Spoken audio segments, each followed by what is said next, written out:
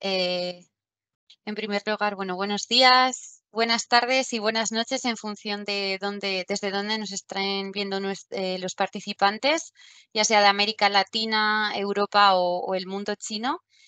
Y bueno, en primer lugar, gracias por asistir a estas jornadas sobre literatura china, a esta última ponencia del programa Luxun. Y bueno, vamos a dar paso a la ponente del día de hoy, que es Liliana Arsovska, perdón, que seguramente muchos de vosotros ya la conocéis. Ella es profesora e investigadora en el Centro de Estudios de Asia y África del Colegio de México y también es intérprete y traductora con una larga trayectoria y que ha recibido diferentes galardones pues, por sus contribuciones al mundo de la traducción del chino al español y también en la enseñanza del chino para personas hispanohablantes. Y hoy, pues bueno, Liliana nos acercará un poquito a la literatura china que ha sido traducida al español.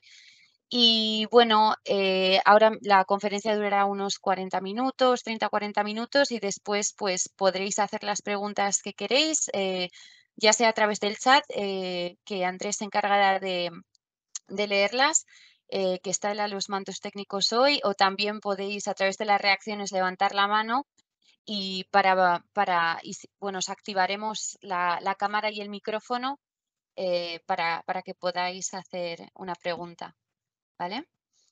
Entonces, bueno, dicho esto, muchas gracias Liliana y cuando quieras.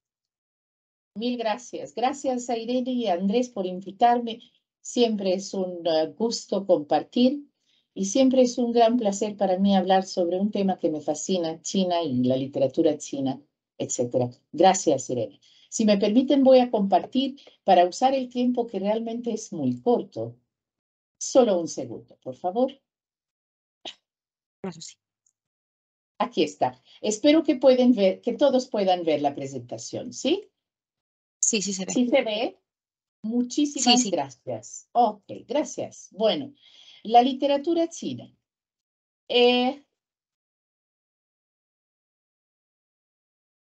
Voy a tratar, hablo rápido, así que no se preocupen, está un poco larga la ponencia, la van a tener la grabación. Así que me gustaría que esto fuese un poco más diálogo que monólogo. La literatura, bueno, antigua como el lenguaje, ha existido siempre por la necesidad. Generalmente en este hemisferio del mundo le decimos ficción. Yo lo que quiero preguntar cuando hablamos de China, de la literatura moderna y la contemporánea, ¿es siempre ficción la ficción? Es decir, ¿es siempre ficción la literatura china? ¿Acaso entre la realidad y la ficción hay un muro divisorio claro y muy preciso? Personalmente, he leído novelas y he traducido novelas chinas que reflejan la realidad mucho más que muchos artículos académicos, donde a veces en los artículos académicos encuentro más ficción que en muchas novelas. ¿Qué es lo que quiero decir con eso? Regresemos un poco a nuestro imaginario colectivo sobre China antes de 1800. El imaginario colectivo nos habla de un gran imperio que pasó por muchas dinastías donde tenemos mucha opulencia en algunas, como la dinastía Tang, la dinastía Han, las mismas Ming y Qing. Y luego tenemos periodos de división, y bueno, trajeron los misioneros conocimientos, estos conocimientos fueron procesados también de una cierta manera, yo diría, muy romántica, pero lo que sí conocemos de China hasta 1800, definitivamente lo conocemos de la mano de aquellos que lo trajeron. Y estos son en buena medida los misioneros. El contacto directo y personal con China empieza más tarde.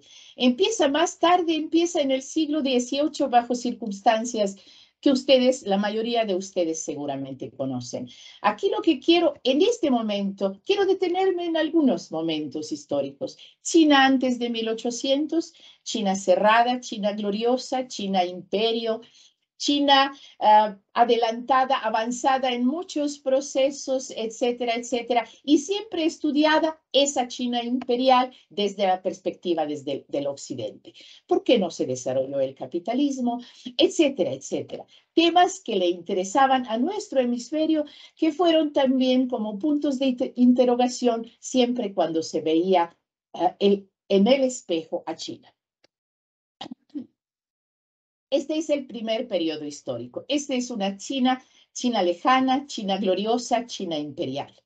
Y luego pasó algo, llegaron las potencias, encabezadas por Inglaterra, pero luego fueron muchas más. Fueron incluso Rusia zarista en su tiempo, Japón, ni se diga, esa parte de la historia es importante conocerla a partir de las guerras de opio 1840, la primera y la segunda, y luego las continuas irrupciones del occidente, irrupciones militares del occidente a China, los cuales nunca la convirtieron en colonia. Como saben ustedes, la autodefinición del gobierno de la República Popular China de este periodo histórico es un país semicolonial, semifeudal. Creo que esto sería no tanto para discutir, sino más bien para pensar en estas connotaciones de cómo los chinos se ven a sí mismos y cómo de pronto describen estos siglo y medio de humillación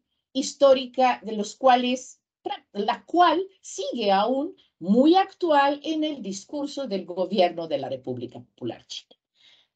El segundo momento histórico que quiero mencionar y donde me quiero detener, que de hecho comenté en la excelsa ponencia del sábado pasado sobre Lu Xun, quiero detenerme en 4 de mayo de 1919. Tomamos por lo general como parteaguas en la historia china la caída del imperio y el establecimiento de la República China por Sun Yat-sen, Sun Yat-sen en la nomenclatura nuestra.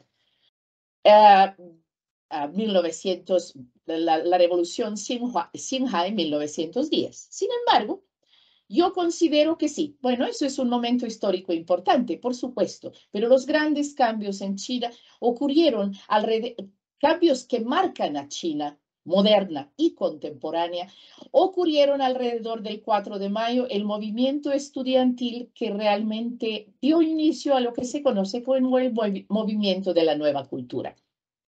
Les suplico a los asistentes que se detengan un poco a buscar información y leer un poco más, porque para mí este periodo histórico define a China.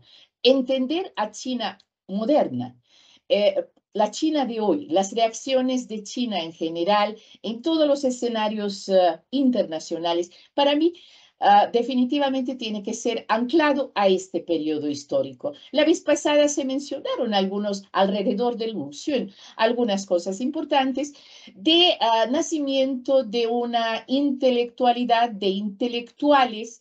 Yo intervine con unos minutos diciendo que si tenemos que ser a grosso modo, si yo tengo a grosso modo que hablar de este periodo histórico, diría que los intelectuales se dividieron en 3 tipos.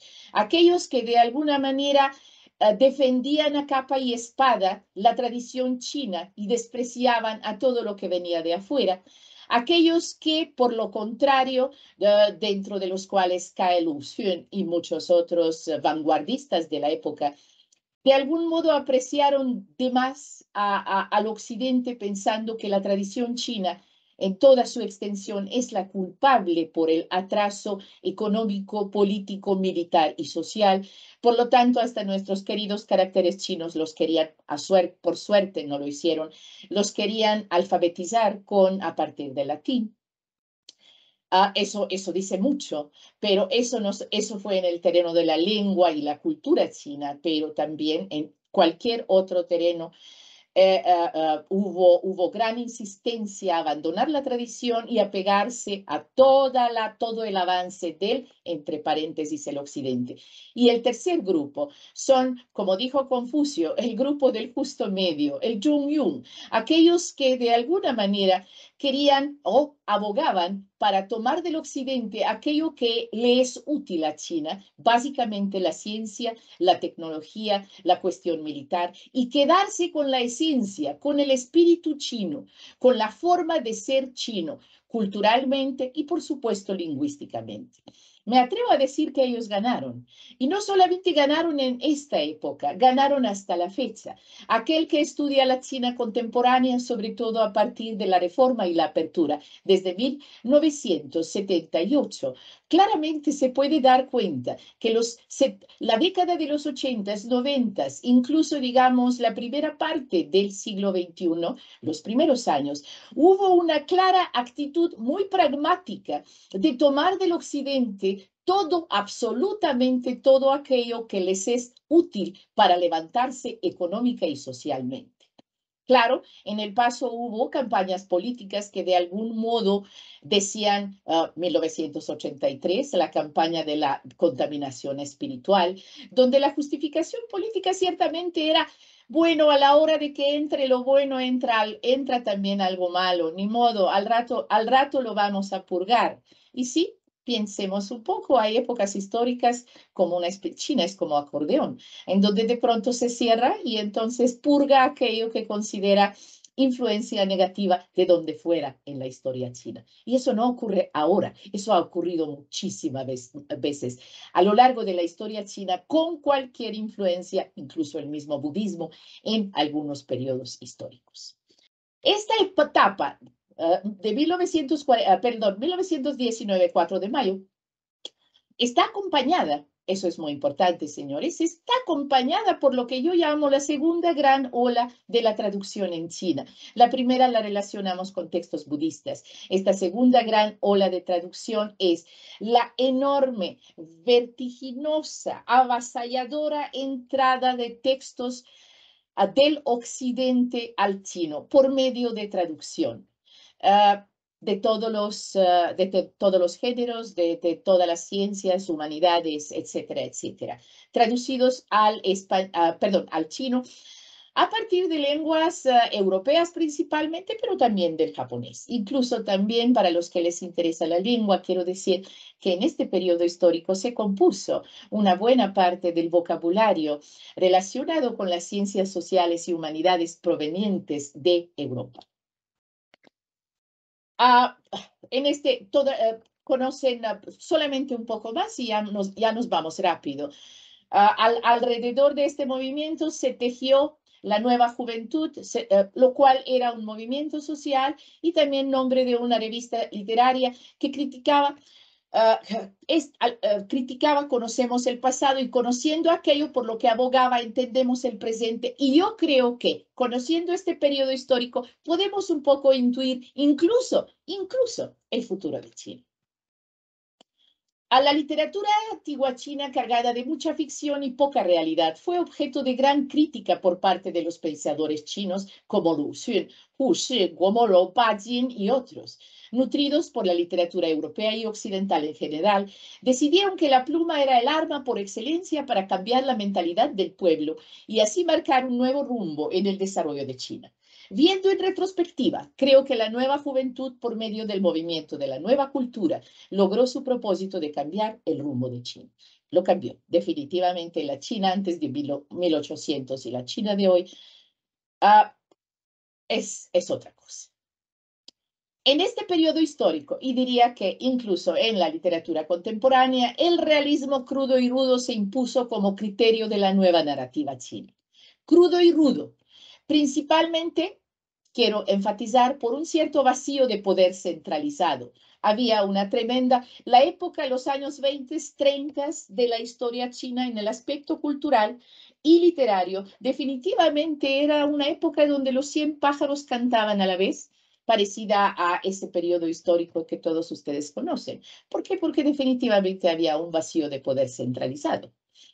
Y por eso, en medio del caos político, económico y social, las 100 escuelas podían cantar a la vez. En ese entorno apareció el diario de un loco, de eso se habló con mucho detalle y de manera muy hermosa en la sesión del sábado pasado.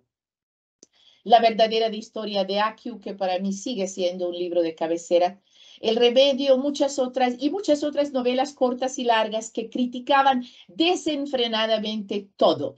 La literatura, la literatura clásica, la lengua, la filosofía, el sistema político, los criterios estéticos. Confucio estuvo prácticamente en la tablilla de los criticados constantemente.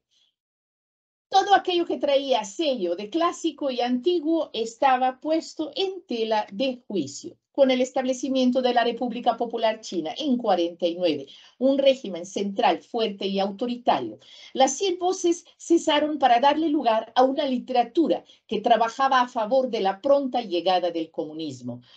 Cuando yo hablo, bueno, generalmente cuando me refiero a las diferentes épocas históricas de la literatura moderna y contemporánea, me gusta mucho más la voz descriptiva que la voz de formular criterios. Primero hay que conocer antes de criticar.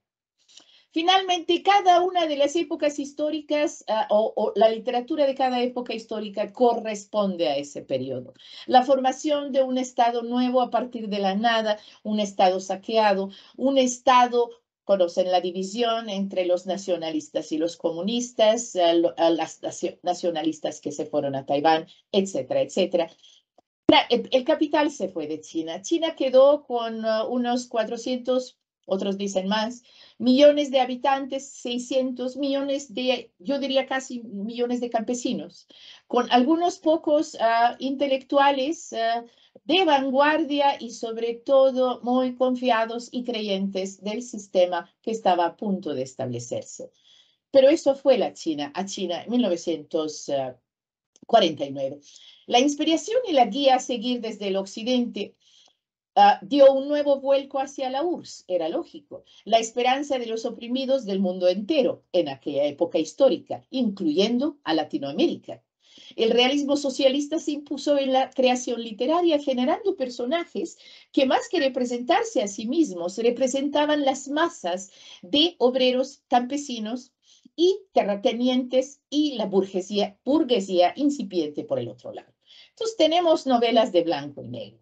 Tenemos novelas donde el A es bueno, bueno, bueno, bueno y el B es malo, malo, malo, malo, malo. Esa literatura no ha trascendido, digamos, en la historia de la literatura moderna y contemporánea china. Pero, aunque no tenemos ahí a Moyen, aunque no tenemos un premio Nobel, tenemos relatos fieles para comprender el momento histórico de China. Y para mí eso es importante. Olvidé decir algo al inicio. Respeto muchísimo los diferentes géneros de la ficción en general, de cualquier literatura. Sin embargo, cuando me refiero a la literatura china, quiero decirles que es elección personal y con gran convicción traducir al español literatura de corte real. Porque yo creo que aún nos falta información sobre China para adentrarnos y conocernos. Y la literatura es una enorme y hermosa ventana para adentrarnos a la China moderna y China contemporánea. Estas son algunas pequeñas referencias a las obras que aparecieron en este periodo histórico, quiero decir 49-78, Reforma y Apertura, que insisto, no son las grandes obras literarias, pero son testimonios de una época histórica. Testimonios donde podemos ver muchas cosas que, como dije al principio, no lo podemos ni ver ni encontrar en la academia.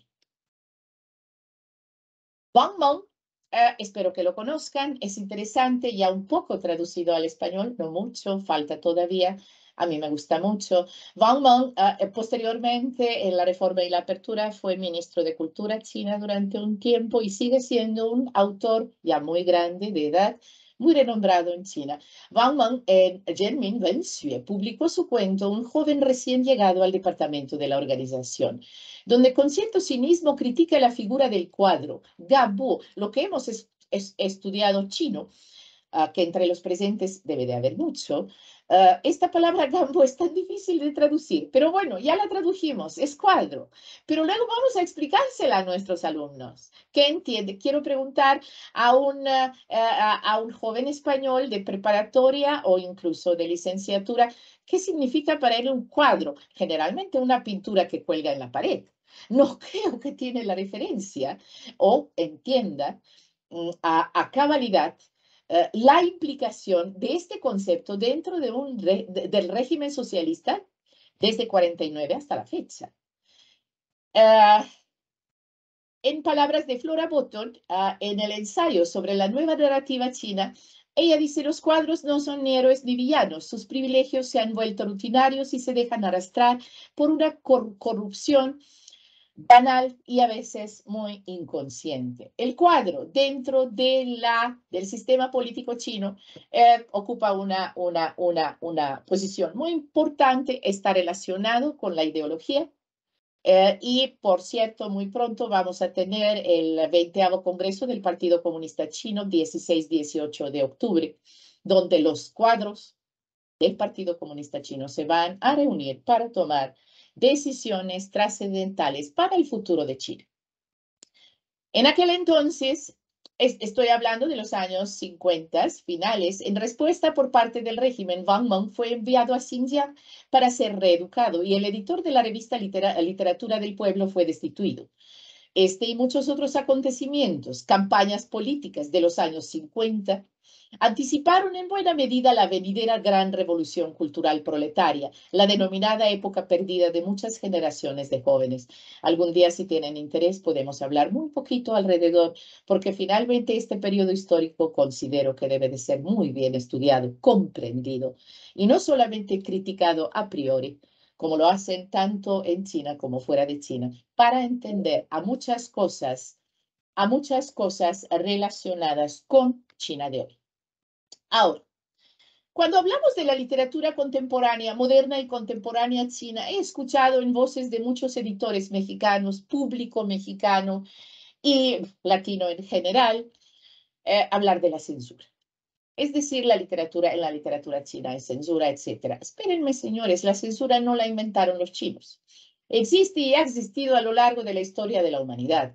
Pero ¿por qué en China, incluso hoy en día, la literatura aparentemente es muy actual?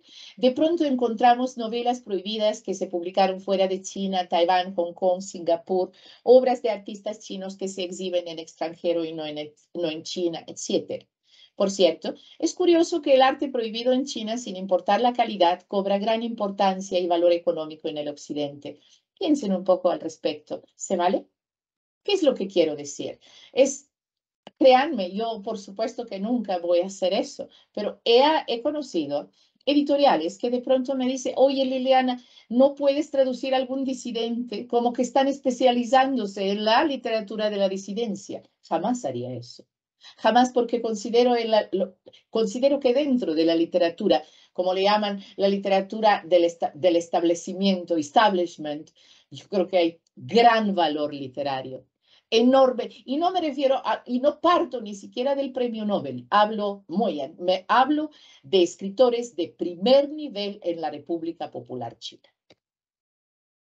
Regresemos ahora a nuestra literatura contemporánea. Si bien durante la Revolución Cultural no hubo obras maestras en ningún campo del arte y la literatura, a partir de las políticas de reforma y apertura en 78, los 100 pájaros comenzaron otra vez a cantar al unísono y hubo gran creación artística. 78 otra vez, quiero ponerlo como centro de atención para el público. Primero por las, obviamente, reformas y apertura, pero por otro lado, ¿qué es lo que eso implica para nosotros, los interesados en la lengua y la literatura? Viene la tercera ola de traducción del occidente al chino. Esa tercera ola, la segunda, recordemos, fue en los años 20, 30, incluso antes. Esa tercera ola de traducción introdujo a escritores de todo el mundo. Fue justo con esta tercera ola que Gabriel García Márquez y sus 100 años de soledad entraron a China, abriendo las puertas de China a la literatura en español. Hasta la fecha.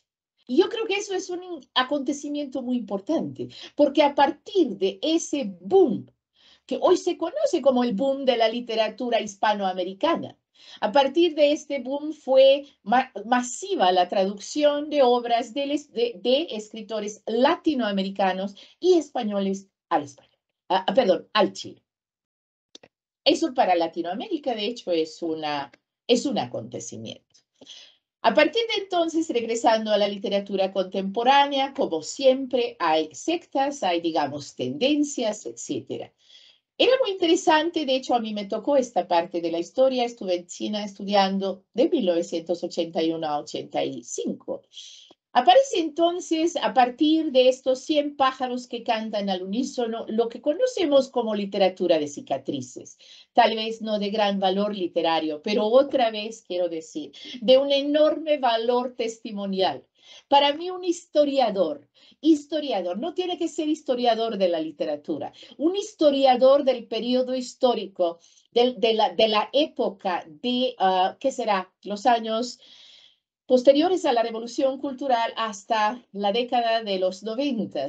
Tiene que leer obras literarias para entender a este periodo, porque en ellos hay testimonios de la época histórica.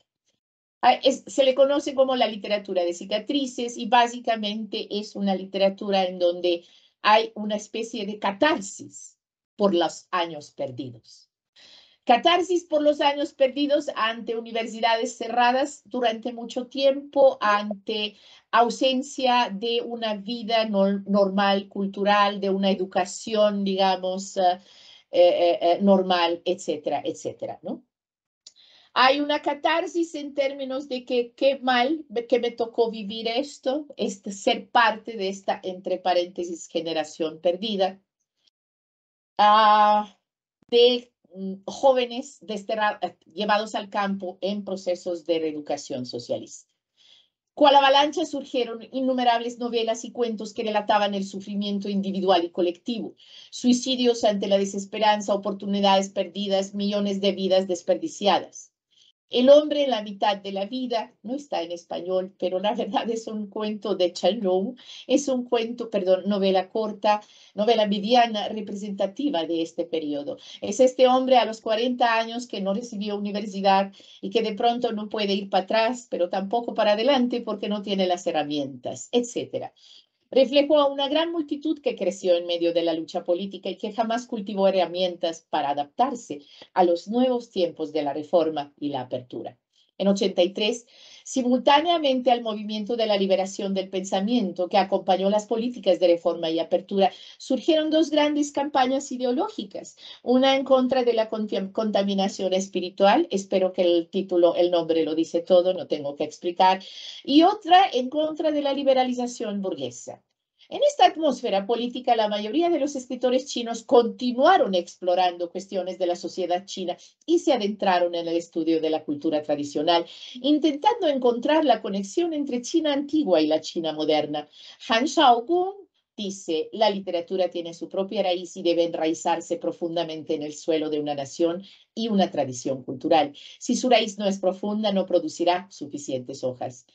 Cheng dijo, sin duda, el movimiento del 4 de mayo impulsó a la sociedad china hacia adelante, pero su actitud nihilista hacia la cultura nacional, junto con las turbulencias sociales, desolaron la cultura nacional. Aquí vemos críticas internas sobre este periodo histórico que puede tener muchos tintes.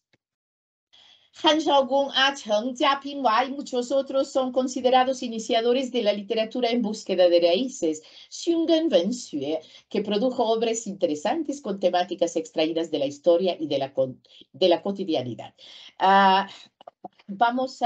Traduje una, la vamos a ver muy pronto. La literatura experimental, conocida también como literatura de vanguardia, Xianfeng Wenxue, representada por Yu Hua, por cierto, España tiene los derechos de traducción y yo tengo muchas ganas de traducirlo. Pero bueno, al no tener propiamente raíces chinas, produjo obras más valoradas por la crítica que por los lectores. Eso es interesante. Yu Hua está, por supuesto, que muy famoso en China y también muy bien aceptado, es un gran escritor y también tiene mucho eco entre los lectores fuera de China. Todos estos, de cierta manera, desde los 80 hasta la fecha, están escribiendo sobre, quiero decir, escriben, las novelas de estos casi siempre tienen mucho tinte realista y para mí, para Liliana, son grandes porque a través de describir un personaje ellos describen a una comunidad, a una enorme comunidad, a través, dentro de un cierto periodo histórico. Por lo tanto, las obras de ellos los considero de alta representatividad. Quiero mencionarles para el final y platicar un poco de algunos títulos que últimamente hemos publicado en México en siglo XXI. Esta editorial mexicana de referencia en México, etcétera, etcétera, en un proyecto que se denomina, ahorita voy a este proyecto, solamente les quiero enseñar esto. Vean ustedes esto que parece un sello chino. La colección se llama El País del Centro. Entonces, bueno, quiero decirles que últimamente una pequeña, Irene, no te agradecí la presentación, pero quiero decirle al público que últimamente en estos últimos, que será más de 35 años, me he dedicado a la enseñanza del chino, a la investigación de la lengua china a partir de la gramática, que también voy a decir una cosa, y aunque sea fuera de esta plática, a partir de la gramática, pero sobre todo a la traducción de literatura contemporánea, prosa contemporánea china al español, porque a través de las lecturas que inicié como de literatura china, empezando por cuentos cortos, ustedes saben, como todos los que estudiamos chino siempre le tenemos miedo a la lectura. Lo mismo me pasó a mí. Pasé tiempo ciertamente para adentrarme y descubrir que finalmente todo lo que se quiere hacer es fácil. Y entonces empecé a traducir desde cuentos cortos, pasando a novelas más largas. El Colegio de México, tengo gran suerte de trabajar en el Colegio de México, institución que ya tiene 60 años de trayectoria en trabajar sobre China desde diferentes ángulos en el Centro de Estudios de Asia y África. La apertura, el Colegio de México, el centro sea de estudios de Asia y África, consciente de lo poco que sabemos sobre China, sea siendo una institución académica, ha abierto sus puertas a trabajos de difusión. Y la traducción no es más que, no es eso, son trabajos de difusión cultural. Entonces, he publicado en estos últimos años Vidas 1 y Vidas 2, antologías de cuentos cortos que se los recomiendo, que son realmente un paseo por la literatura contemporánea china, buscando siempre a escritores que revelen por medio de sus historias eventos sociales y que en una corta oración que describan al pueblo, hombres, mujeres, niños, ancianos, que durante los últimos 40 años ha cargado a cuestas las reformas y la apertura. Ese vertiginoso cambio económico, político y social a China, que ha catapultado a China a una superpotencia del siglo XXI. Detrás de eso están los chinos, está el pueblo.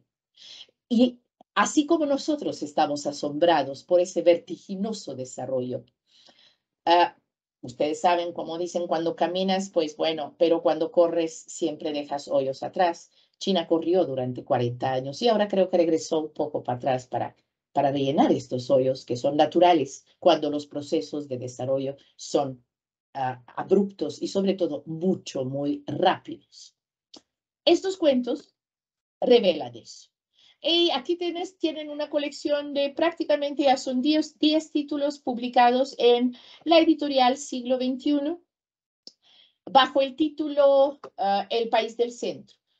Todos y absolutamente todos estos títulos reflejan, todos estos son cortes, déjeme nomás una oración de cada uno, ¿ok? La palabra que vale por 10,000, 3 generaciones, a partir de antes de 49 hasta la fecha, 3 generaciones de una familia y que a través de su vida vemos los diferentes procesos económicos de China. Vemos, digamos, los años 30, cuando un miembro tuvo que vender la hija. Han escuchado esas tragedias, seguramente, por falta de recursos. Luego vemos la época de los 50, 60 y luego vemos la reforma y la apertura. Como les digo, es un paseo por la historia. Un libro del cual me gusta mucho hablar de Liu Zhenyun es Wobushe Panjin Lian. En español lo tuve que traducir como Yo no soy una mujerzuela, el cual habla sobre una ¿Se recuerdan ustedes del proceso de hijo único? 1985 hasta 2015, 30 años, el gobierno de la República Popular China decretó que cada familia puede tener un solo hijo. Piensen un poco en Confucio, piensen un poco en la tradición china. ¿Qué es la riqueza de China? La familia. ¿Qué es la riqueza de la familia? Los hijos. Imagínense lo que este proceso implicó para el pueblo de China. Obviamente en el occidente se nos hizo muy fácil criticarlos. ¡Wow! No respetan derechos humanos, libres elecciones. Sin embargo, yo de algún modo sí quiero asegurar. Yo les agradezco a los chinos. Si hubieran seguido con las tasas de crecimiento de los años 70 y 80, el planeta se hubiera ladeado para algún lado. Entonces, de algún modo, le hicieron favor al mundo entero. El mundo no se lo reconoció tanto. Este proceso, más bien esta política, en 2015 fue abolida. Ahorita los chinos ciertamente pueden tener 2 o 3 hijos, pero ya no quieren tenerlos porque cuestan mucho los niños. Entonces, este libro habla de una campesina que sacudió el sistema político de China desde el nivel más pequeño, que sería la aldea, llegando hasta la Gran Asamblea Nacional Popular de la República Popular China en Beijing, tambaleando las instituciones por una cuestión personal. El pequeño gran salto de Liu en México, los que lo han leído me han dicho, Liliana, si le cambias los nombres, pues puede ser un cuento mexicano que habla de la corrupción. Tremenda corrupción en el sector inmobiliario.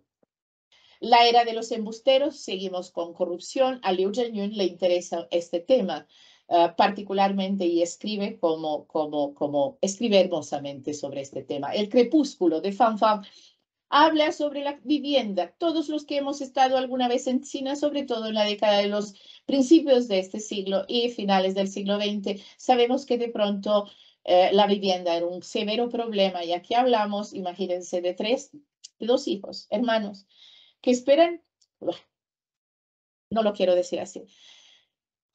Es importante que la madre se muera para dejar 1 metro cuadrado de espacio, para poder tener más un hábitat más aceptable, donde en 20 metros viven más o menos 6 miembros de una familia, etc. La flor suprema, una trata de blancas al estilo chino. Trata de blancas, pero por supuesto nada que ver con el contexto europeo, sino un pueblo que a raíz de la reforma y la apertura se queda completamente sin mujeres que se fueron a trabajar a lugares donde la industria ligera exige mano de obra femenina. Queden los hombres para cuidar los cementerios familiares y no quieren abandonar al pueblo, a su tierra, etc. ¿Cómo consiguen a una mujer? Raptándola en las ciudades. Bueno, sobreviviendo en Beijing, en Pekín, de Xu Zhichen, escribe aquella China que ya no existe, de los años 90, cuando los que fuimos a China podíamos comprar a todo el antojo y gusto, todas las películas de Hollywood a 5 pesos mexicanos, la piratería en su auge. Eso terminó, señores. Terminó ahí, pero sigue en Latinoamérica. Edén de Hongos, una novela de Alay, escritor chino-tibetano, que de alguna manera, habla sobre los hongos Matsutake que se dan en su región, en Tíbet, y habla... quieren conocer a Tíbet desde una perspectiva muy hermosa, lean este libro. El ruido de las habas al crujir y otros cuentos de Xuemo habla de Gansu, una de las provincias cerca del desierto de Gobi. Las historias que van a leer ahí, esta novela gustó mucho por lo cruel, porque parece ser que hay un público apegado a esto. Y eso es lo último, señores, Los 40 de la cuarentena. Publicado por el Colegio de México, hace un mes salió a la luz. Esto es una antología que preparé junto con mis colegas, estudiantes, colegas del Colegio de México, de Latinoamérica y de incluso China. 43 cuentos cortos, todos regalados por escritores, traducidos por nosotros en la cuarentena mientras estábamos encerrados en las casas. Este libro, dicho en la presentación que se organizó en el Colmex hace 2 semanas, nos salvó la vida a muchos en el periodo del cerazón y en el periodo de no saber qué hacer con nosotros en las casas. Básicamente la flor, ok, esto sí, ya no tengo tiempo. Gracias, gracias. Gracias, perdone por excederme unos minutos. Lo que pasa es que cuando empiezo con este tema, por lo general, me cuesta trabajo pararle. Gracias. No, muchas gracias, Liliana. No te has excedido para nada. No te preocupes. Gracias. Muy interesante. Creo que tenemos alguna pregunta ya. Te mandan muchos aplausos desde de la gente, los participantes. Y creo que ya hay alguna pregunta en el chat, ¿no, Andrés? Efectivamente. Salvador Martínez pregunta a Liliana si, por favor, puedes hacer alguna sugerencia, por ejemplo, al hilo de la que has hecho con Gansu, pero concretamente con la provincia de Xinjiang. Si hay algún tipo de sugerencia literaria, nos pregunta Salvador. Claro, claro que sí. La verdad no. La verdad no he buscado desesperadamente porque me interesa traducir novela, prosa de las minorías étnicas. Alaa es espléndido. Él es mitad chino, mitad tibetano, creo que su madre es tibetana. Pero he buscado, traduje un cuento corto de una persona de la nacionalidad Zhuang, Yu Jian. Sin embargo, de Xinjiang, la verdad no tengo, y sería muy interesante. Gracias por la pregunta. Voy a seguir insistiendo, buscando algún escritor de Xinjiang que refleja la contemporaneidad de Xinjiang por medio de la literatura. Prometo hacerlo. Lo he intentado, no me ha sido muy fácil. Obviamente tendría que ser alguien que escriba en chino porque, y sí, definitivamente debe de haber. Seguiré buscándolo, prometo. Gracias, Liliana. No sé si alguien más tiene preguntas que quiera hacer por el chat o levantar la mano. Mientras la gente se va animando, bueno, yo sí que quería comentarle que sí que es verdad que aquí, por ejemplo, en España también muchas editoriales sienten predilección por los autores que igual están censurados en China. Existe un poco como ese morbo y también por parte de muchos lectores y también el auge de la literatura de ciencia ficción. Aquí ha tenido mucho impacto Liu Cixin con el problema de los tres cuerpos, creo que era, y se ha convertido en algo muy famoso. Pero ¿cree que la literatura de carácter realista y con una temática más social, con estas concepciones, bueno, de esto ya hemos hablado en otras ocasiones tan fijas sobre lo que es China, cree que esta literatura de carácter más realista podrá ser un elemento transformador de la concepción que se tiene en Occidente de China o que igual no va a acabar por generar el suficiente interés? Eso sí lo quería platicar al inicio, no más que siempre preocupada por el tiempo, Irene. La verdad es que me corté a mí misma, me censuré a mí misma en muchos aspectos. Miren, lo dije un poco, pero no lo profundicé. El imaginario colectivo generado sobre China, claro, también sobre Egipto y sobre Medio Oriente, pero no nos interesan en este momento. Este imaginario colectivo se incrustó en nosotros, Irene. Se incrustó en el occidente a partir de la primaria, cuando tú estabas y cuando te hablaban dos, tres palabras. Por ejemplo, yo siempre he insistido, hablamos de historia universal. Luego me pregunto y les pregunto a ustedes, en la historia universal de sus clases en España, ¿qué tanta presencia tiene Asia y África? Porque en México es lamentable. Ahora hablamos de la literatura universal, Irene. Dígame qué tanta literatura universal hay incluso en las literaturas, perdón, en las licenciaturas. ¿Qué tanta que hemos leído de Asia y África en general? Bueno, China en particular. Digo, África está para sentarnos a llorar, porque la verdad es que es como buscar una aguja en pajar en cualquier librería cuando quieres, ¿no? Pero China es lo mismo. Ahora, preguntémonos todos nosotros, ¿cómo es este imaginario? ¿Cómo es este imaginario colectivo? Recordemos un poquito. Y entonces, ¿qué pasa? No quise decir al principio, pero ahora lo voy a recalcar. En el imaginario colectivo sobre China hay muchos juicios y prejuicios. Muchos juicios y prejuicios. Los prejuicios en Latinoamérica, sobre todo en México, bueno, son otro tema de otra plática. Los chinos así, los chinos asá, etc. Entonces, cuando tú empiezas de cero, Irene, a educar a un niño o lo que sea, tú tienes tabula rasa. Aquí nosotros, el occidente, no es tabula rasa sobre China. Entonces aceptamos de China o de cualquier otra parte del mundo aquello que necesitamos. Nosotros también somos pragmáticos, igual que los chinos del justo medio.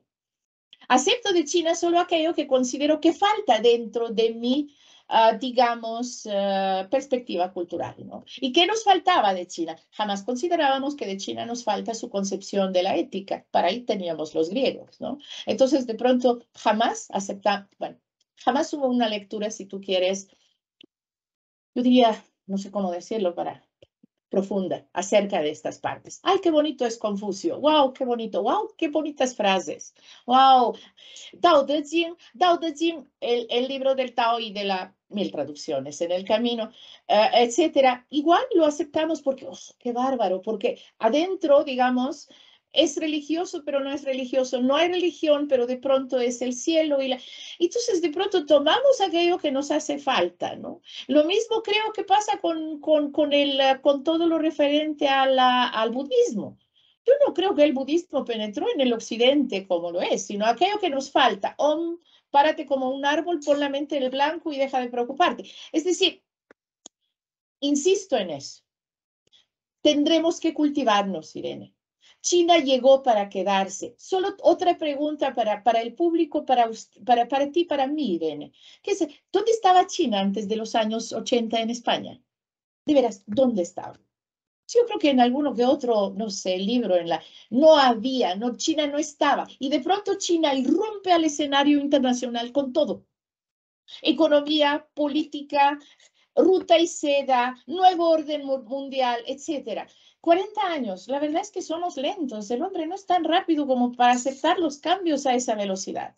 Entonces, ¿qué haces? Te cierras, dices, bueno, a ver qué más inventan. G5, al rato va a venir G8, whatever. Claro, es que son chinos, ¿sí? Entonces, creo que no tenemos el interés. Yo, por ejemplo, durante los 30 y tantos años en el Colegio de México, Irene, me he dado cuenta que por más que se hace, es un interés, ¿cómo te digo? Muy superficial. No hay un interés profundo por conocer, por saber.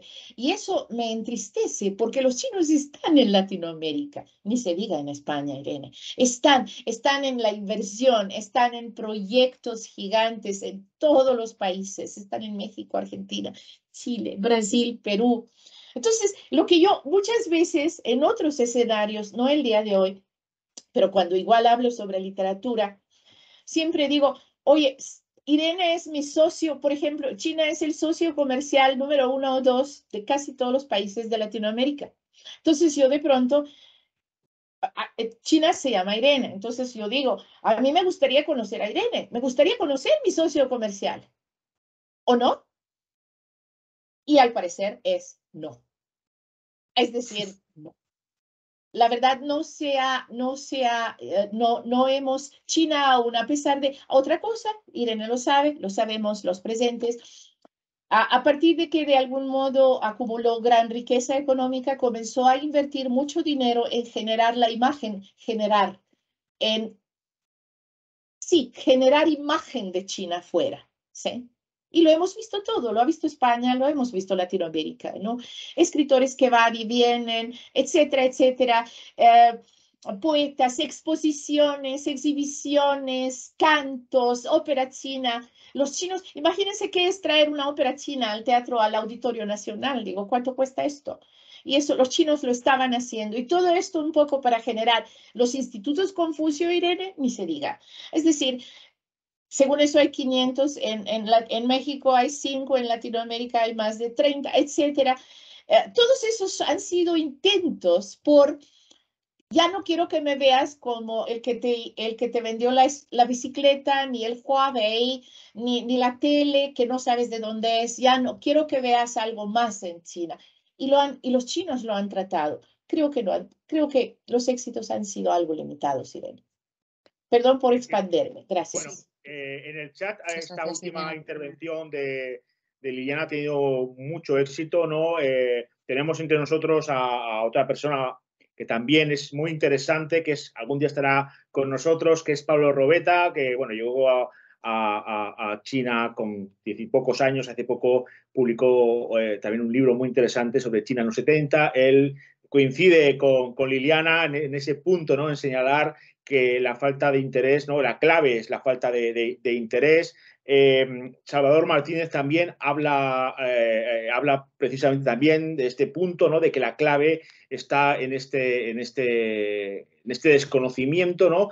Pero volviendo a la literatura, Jaume nos pregunta sobre qué podríamos decir, esta es su pregunta, qué podríamos decir de Yan Lianke, que al final pues no se ha mencionado, no ha salido, ¿no? No ha salido y que él considera que es un autor importante, ¿no? Claro que sí. Es un autor de primer nivel. Yan Lianke en China, súper aclamado. Pero aquí, permíteme usar una pequeña metáfora. ¿Se recuerdan que en medio de mi plática mencioné a Confucio por medio de Zhong Yun, que traduzco así como a grosso modo como justo medio? ¿Alguien de los presentes me puede decir qué es justo medio? Es decir, ¿dónde está el justo medio? ¿Qué es lo que quiero decir con eso? Algunos trabajos de Yan Lianke en China han sido de los prohibidos, de los que Entonces, lo que quiero decir es que Yan Lianke, bueno, el justo medio pues se fue un poco más a un lado, yo creo. Y como Yan Lianke en China no es lo único, no es el primero, no creo que es el último. Y yo insisto una cosa para responder esta pregunta, más bien, estoy diciendo Yan Lianke y sé que lo tradujo una colega mía española muy querida por mí en español. Felicito. Espero que ha tenido mucho éxito el libro. Los libros que les acabo de presentar, publicados por Siglo XXI, tengo que reconocerlo, no han tenido gran éxito de venta. Vamos a ver qué más podemos hacer. Pero Yan Lianke, obviamente, antes de los últimos trabajos, pues en China también fue un escritor de primer nivel y sigue siéndolo, sigue siendo leído. Lo mismo le pasó. Ustedes no sé qué tanto saben los presentes, pero vamos a hablar, ya que estamos en esos temas. Fan Fan en China actualmente no se puede leer. ¿Saben quién es Fan Fan? Se la presenté entre las traducciones, El Crepúsculo. Fan Fan publicó los diarios de Wuhan. Le ha valido haberse ido a un extremo del justo medio y ahorita realmente, pues bueno, esperemos que eso cambie pronto. Pero al que hizo esta pregunta en general y al que hacen o al que piensa en esos escritores y escritoras que de pronto en China dicen no se publica y buscan forma de salir afuera, yo quisiera decirles una cosa, es importante conocer el sistema político de China. Es importante conocerlo, sobre todo si nos interesa un poco China. Y cuando digo el sistema político de China, me refiero a conocer la estructura, la estructura de un gobierno centralizado dirigido por un partido comunista. Es decir, es un gobierno y es un sistema político donde la ideología pesa. En los sistemas europeos en general, en Latinoamérica, pues básicamente sí, derecha, izquierda, centro derecha, saben que ya se han perdido muchísimo. Bueno, ya sabemos perfectamente que entre la derecha y la izquierda hoy en día alguien que me diga cuál es la diferencia, sobre todo hablando de partidos políticos, ¿ok? Y su quehacer cotidiano. Ahora, eso traspolándolo un poquito a China, ahí sí tenemos un sistema dirigido por un partido comunista. De hecho, lo que va a pasar en unos días, la próxima semana, se va a elegir, la primera figura es el secretario general del Partido Comunista Chino, que luego es el presidente de China y que luego es el jefe de las Fuerzas Armadas. Todo eso lo digo ciertamente para entender un poco por qué Yan Lianke no se publicó y por qué Fan Fan ahorita no puede publicar en China. Creo que es importante entender no solo el efecto, sino también las causas. Sí, bueno, yo quería comentar que supongo que Jaume lo habrá mencionado porque aquí sí que es verdad que Belén Cuadra en España ha sido la traductora de Yan Lianke y han sacado muchos libros, han traducido varias obras de Yan Lianke y han tenido bastante éxito entre el público general y yo creo que será el motivo por lo que Jaume lo ha citado. Lo que pasa es que, claro, pues al final es una editorial española que entiendo que tampoco sé si han llegado esas traducciones a México, como muchas veces la de editorial El País del Centro, ¿no? De siglo XXI, muchas veces son también difíciles de encontrarlas aquí en España. Claro que sí. Sí, Claro que sí. sí, sí. Pues no sé si hay alguna pregunta más. Eh, si nadie quiere comentar nada más, pues bueno, solo decirle, Liliana, que ha sido muy interesante este recorrido pues por los distintos géneros literarios que se han dado en China contemporánea. Luego esperar que de aquí a los próximos años el interés siga creciendo, que seamos optimistas y que pues conozcamos más lo que es el universo chino a través de la literatura y, bueno, todas las facetas de él, no solo igual las que nos interesan desde nuestro punto de vista más occidental, sino abrir un poquito la perspectiva y, bueno, agradecerle de nuevo su participación y, pues bueno, estaremos pendientes de todas las publicaciones que vayan haciendo a través del Colegio de México. También queremos comunicarles por aquí a los asistentes que a través de una plataforma de MOOC del Colegio de México han lanzado un curso sobre China online que colgaremos próximamente en nuestra página web para que si es de su interés pues puedan apuntarse. Para conocer un poquito más, pues bueno, la historia y la evolución de China contemporánea. Y bueno, Y bueno, Andrés, si quieres comentar un poquito el chat. sí, decir, Irene, que, bueno, primero, apuntando a lo que acabas de comentar tú, que ese curso es gratuito, con lo cual es una muy buena oportunidad para profundizar de la mano de especialistas, que quizás es un poco siempre el reto, ¿no? Las cuestiones sobre China, como ha dicho Irene, próximamente aparecerá toda la información en nuestra página web. Lu Yuting desde Taiwán nos dice que muy buena ponencia, que muchas gracias, Liliana, y Pablo también nos comenta felicitaciones muy interesantes, aparte de, bueno, el resto de compañeros y asistentes que han aplaudido, ¿no? Esto es hasta aquí llegan las informaciones del chat. Andrés, Irene, deja que sea yo la que les agradezca a ustedes por abrirme este foro, por acercarme a su público. La verdad es que siempre para mí es un encanto hablar es algo que tengo trabajando muchos años y cualquier foro que se me proporcione lo aprovecho para decir lo que pienso de la manera. Gracias Andrés. Espero que no sea la primera, digo, la última, es la primera, pero que no sea la última. Así que aquí estamos para platicar sobre literatura, traducción y todo lo que yo puedo contribuir a. Y gracias al público, mil gracias por estar en un sábado, en lugar de hacer algo más interesante, estar aquí colgados con nosotros. Gracias.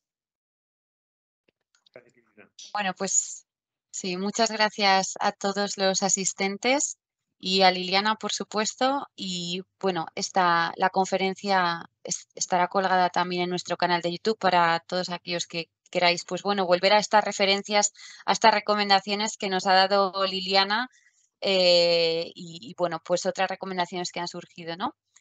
Entonces, bueno, lo vamos a dejar aquí. Muchísimas gracias de nuevo y nos vemos pronto. Gracias. Bueno, adiós, adiós a todo el mundo. Hasta luego, adiós a todo el mundo. Adiós.